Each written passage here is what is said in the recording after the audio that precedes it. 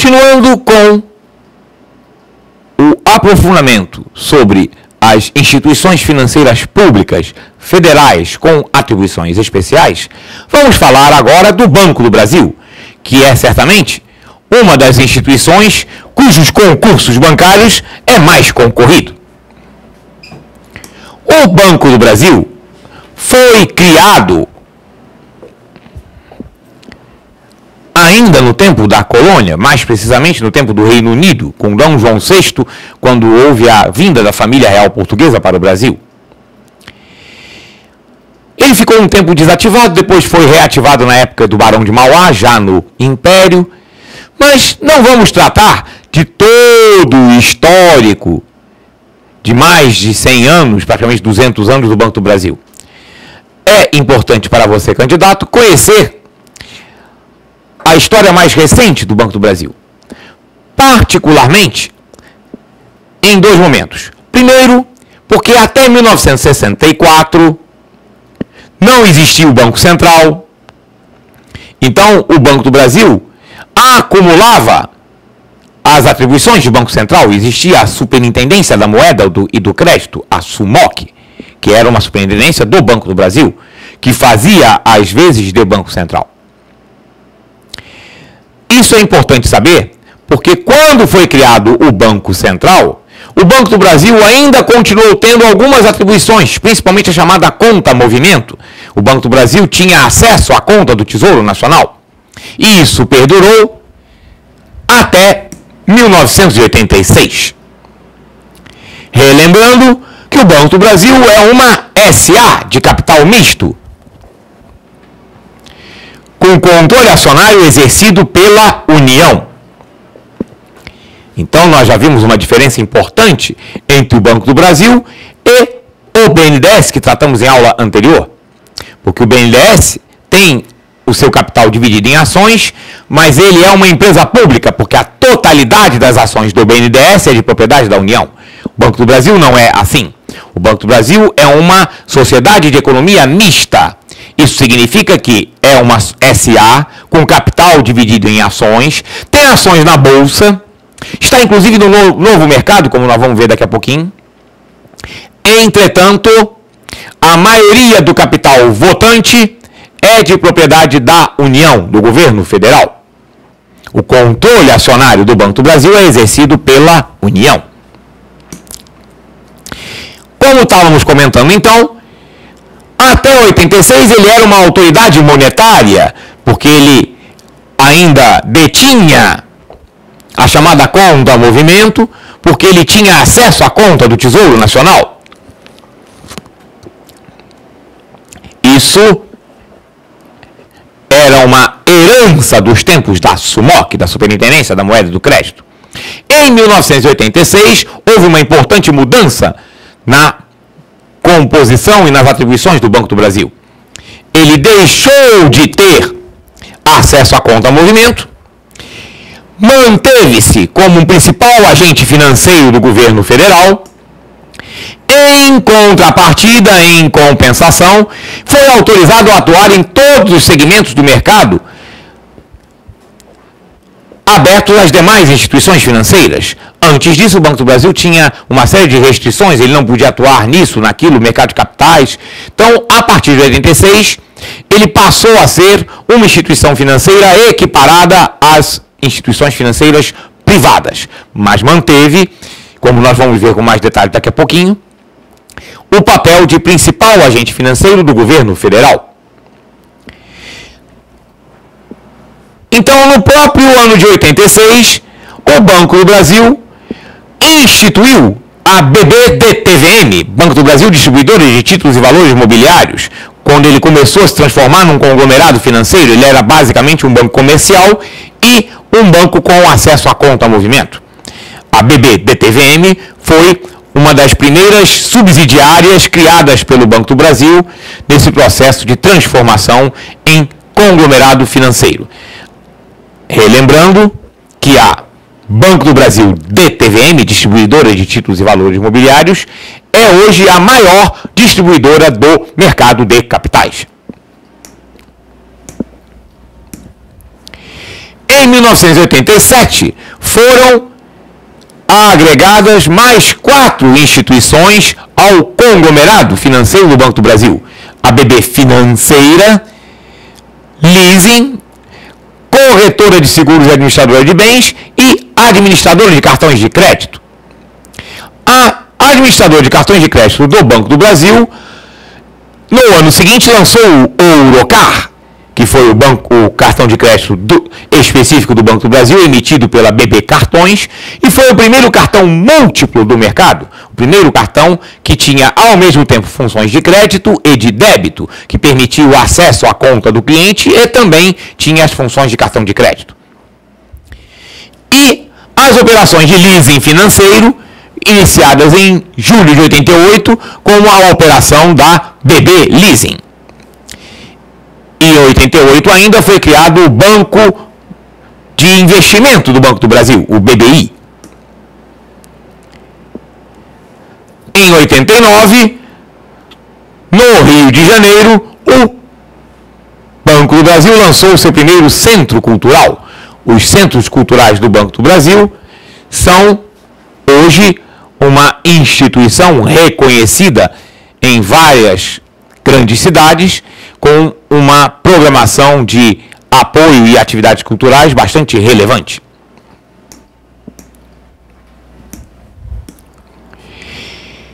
E em 2001, o Banco do Brasil passou a se configurar como banco múltiplo, relembrando que a autorização para a constituição dos bancos múltiplos vem desde 88.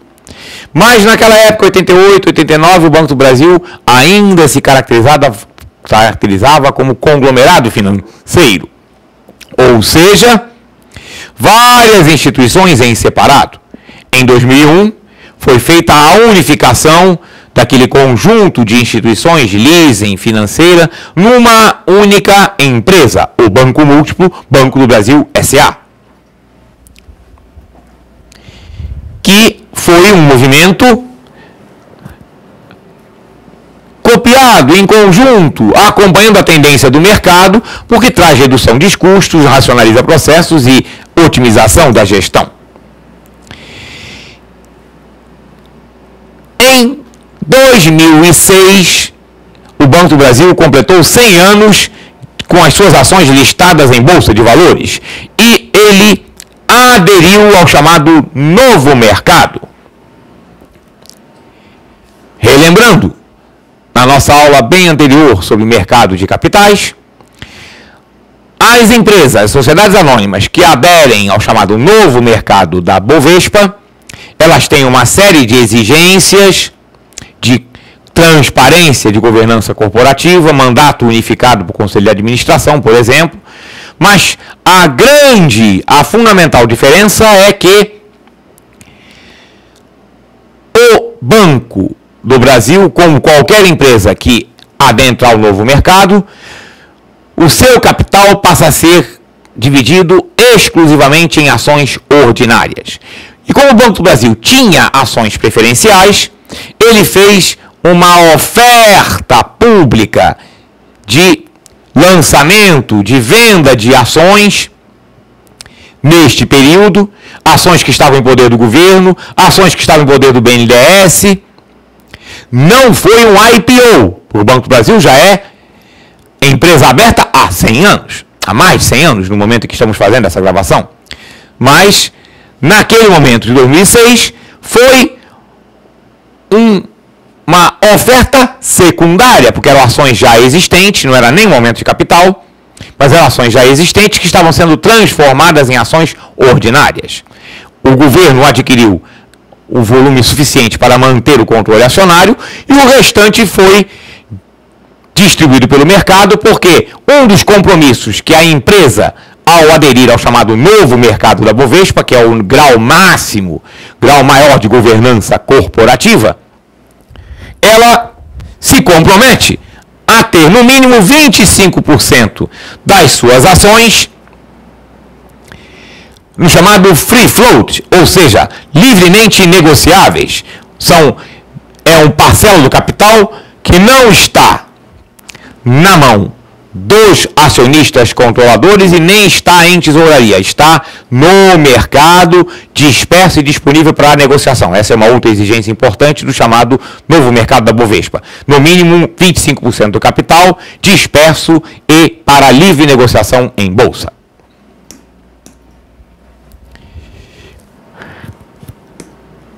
Em 2008, houve uma nova situação importante, que foi aprovada uma medida provisória que autorizou o Banco do Brasil e também a Caixa Econômica a comprar participação em outras instituições financeiras.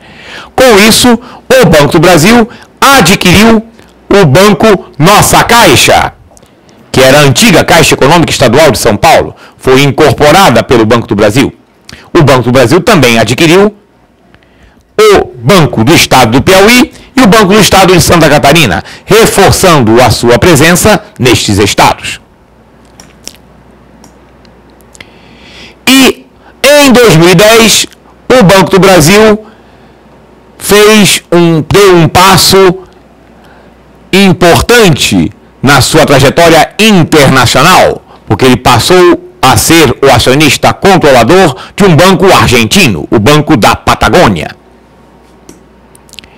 A aquisição desse banco está incluída num novo modelo de atuação no exterior. Esse modelo é baseado em 3 pilares, em 3 pressupostos. O Banco do Brasil se propõe a ser o banco das comunidades de brasileiros localizadas fora do Brasil. O Brasil hoje é um país que ainda recebe muitos imigrantes, mas é um país com muitos emigrantes. Nós temos comunidades de brasileiros importantes fora do país. As 2 maiores são nos Estados Unidos e no Japão, mas temos em outros países também, inclusive na Argentina. Então, está inserido dentro desse pilar, dessa diretriz, de ser o banco das comunidades brasileiras fora do país, de ser o banco das companhias brasileiras no exterior, ou seja, o banco que as companhias brasileiras que estão fazendo negócio no exterior utiliza como seu intermediário, como seu apoio financeiro, e está presente nos países que mantêm o estreito relacionamento comercial, que é particularmente o caso da Argentina, que é o parceiro privilegiado do Brasil no Mercosul. O Banco do Brasil cumpre basicamente 3 funções. Primeiro, de ser um agente financeiro do governo federal. Por exemplo, ele que faz o repasse dos pagamentos do Orçamento Geral da União, repasses aos estados e municípios, pagamento aos fornecedores do governo. É o Banco do Brasil o principal agente da política de preços mínimos da agricultura. Nós comentamos isso quando falamos de crédito rural, e o Banco do Brasil é o maior agente do crédito rural brasileiro, principalmente voltado ao pequeno, médio produtor e ao agricultor familiar.